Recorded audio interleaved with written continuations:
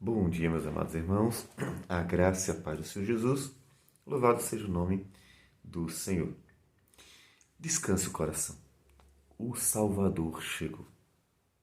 Durante todo o período do Antigo Testamento, antes da vinda de Cristo, o povo viveu na esperança de chegar o Messias que traria vitória, traria descanso, traria finalmente paz para os homens. Mas já chegou aquele que tanto esperavam, Cristo Jesus. Pergunta se o seu coração tem lidado corretamente com isso.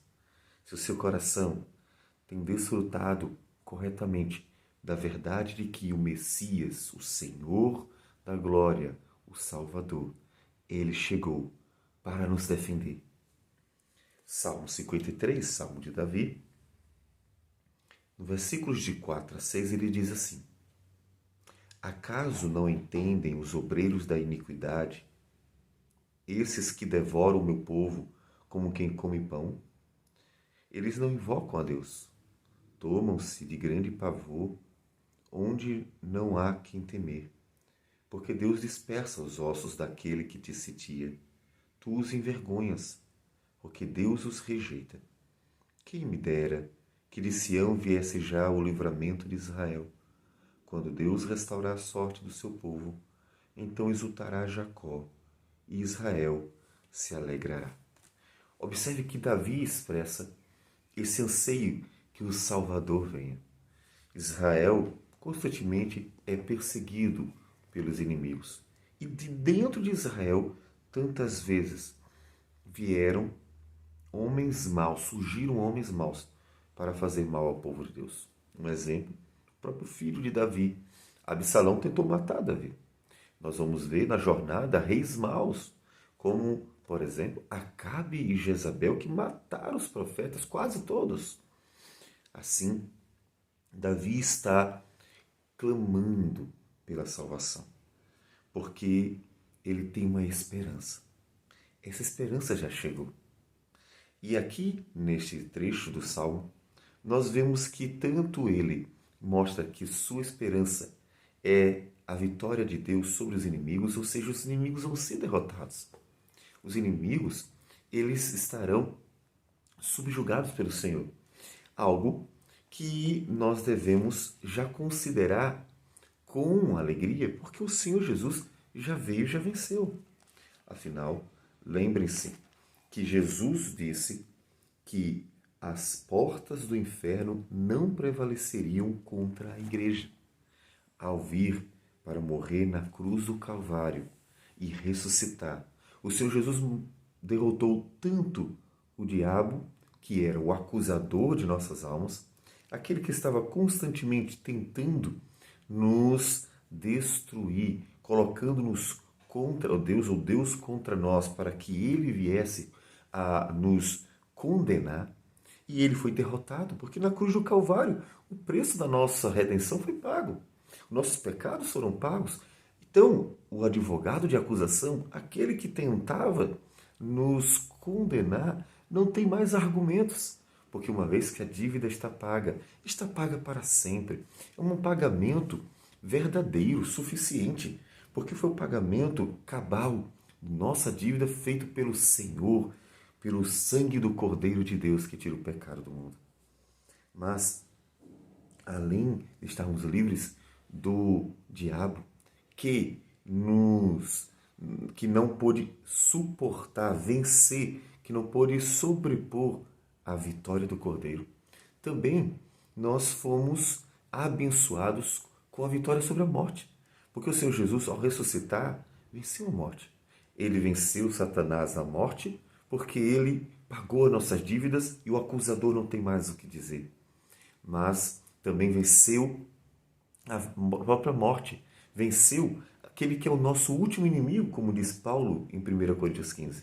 De forma que no dia que o Senhor voltar, ressuscitaremos.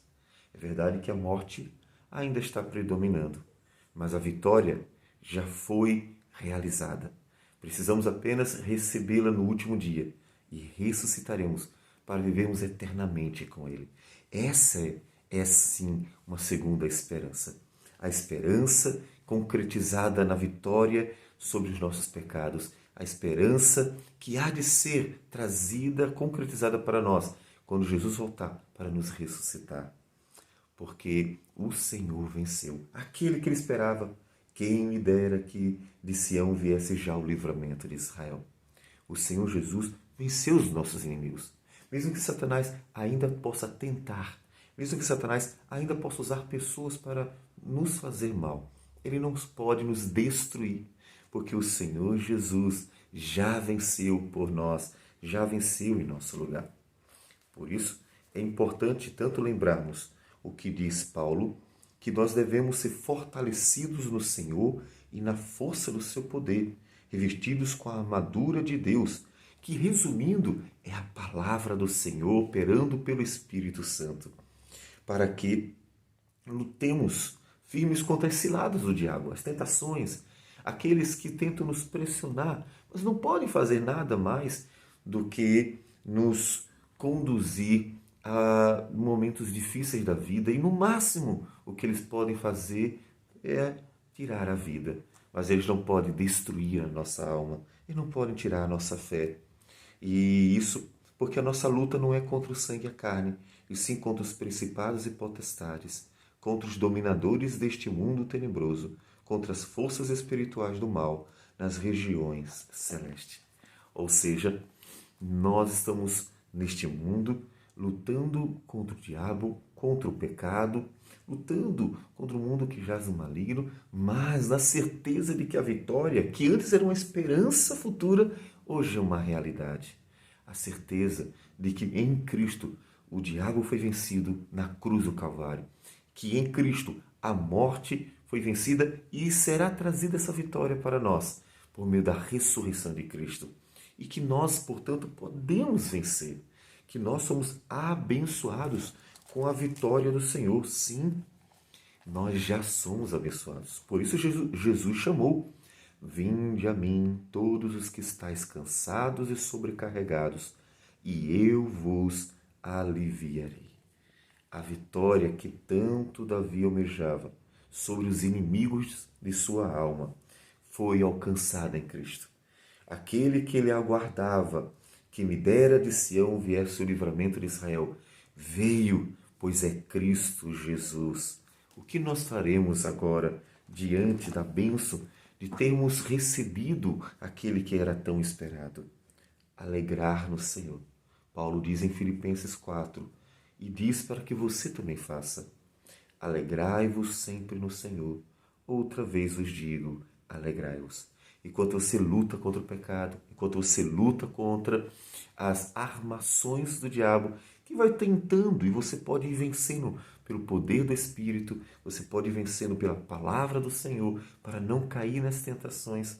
Enquanto você vai lutando contra estas coisas, você olhe para o Senhor Jesus, porque encontrará nele motivo suficiente para se alegrar naquele que já morreu em nosso lugar, que já venceu a morte por nós e que nos deu de sua vitória, para que nós pudéssemos repousar nele, descansar nele.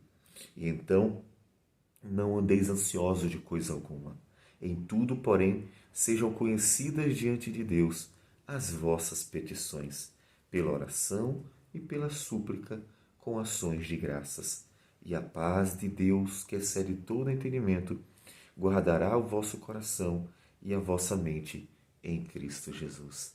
Agora, o que você precisa é lançar sobre Deus a sua vida, sabendo que Ele, que providenciou poderosa e graciosa salvação sobre todos os nossos inimigos, contra todos os nossos inimigos, também é aquele que dá paz ao nosso coração, a paz que excede todo entendimento. Então lance a sua vida, porque aquele que era esperado chegou, Cristo Jesus, o nosso Senhor.